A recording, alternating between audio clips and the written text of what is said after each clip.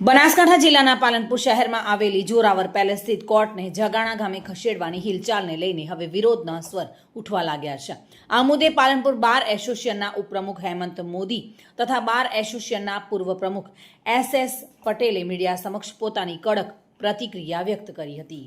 મળતી માહિતી મુજબ પાલનપુર શહેરના જોરાવર પેલેસ સંકુલમાં હાલમાં વિવિધ ન્યાય કચેરીઓ અને કોર્ટો કાર્યરત છે।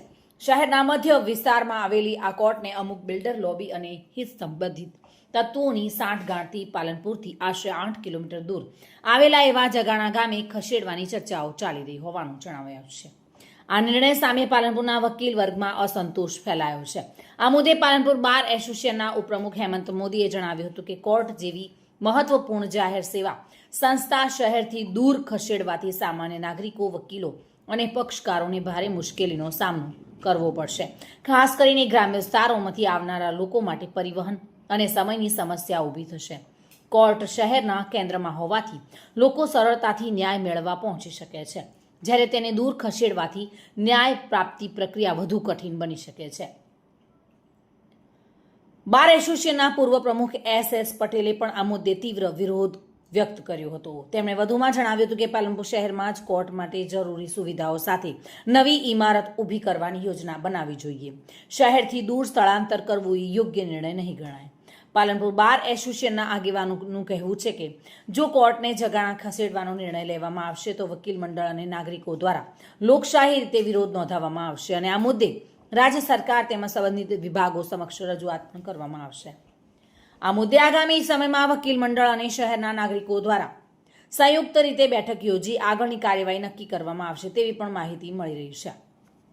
હમણાં તાજેતરમાં જ જે બનાસકાંઠાની ડિસ્ટ્રિક્ટ એન્ડ સેશન્સ કોર્ટ આવેલી છે એ ડિસ્ટ્રિક્ટ એન્ડ સેશન કોર્ટને અહીંયા જગાણા મુકામે લઈ જવાના પ્રયત્નો ચાલુ થયા છે અને સરકારે જમીન પણ લઈ લીધી છે અને અત્યારે આ કોર્ટ માટે એ જમીનનો કબજો લેવા માટેના પ્રયત્નો ચાલી રહ્યા છે।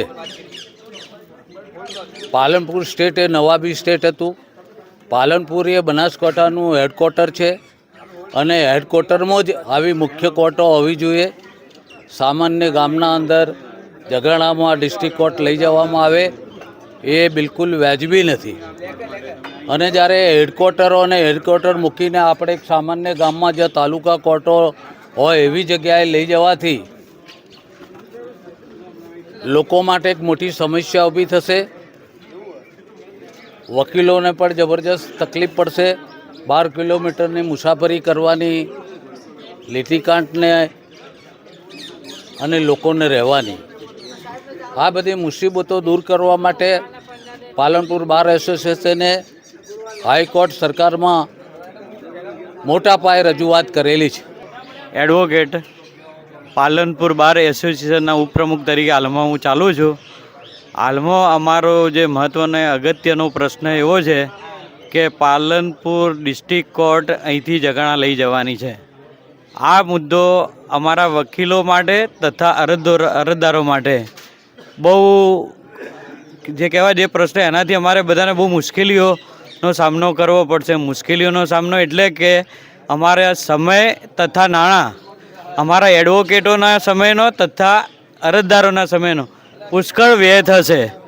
એટલા માટે મારે ના છૂટકે આ મીડિયા સમક્ષ આ ઇન્ટરવ્યૂ આપવું પડે છે। મીડિયા સમક્ષ આ ઇન્ટરવ્યૂ આપું તો સમગ્ર બનાસકાંઠા તથા પાલનપુરના વકીલોનું ધ્યાન આ જે કહેવાય સળગતો પ્રશ્ન કે જે કહેવાય કે બહુ ગંભીર પ્રશ્ન છે તો સર્વેનું ધ્યાન આ પ્રશ્ન ઉપર જાય।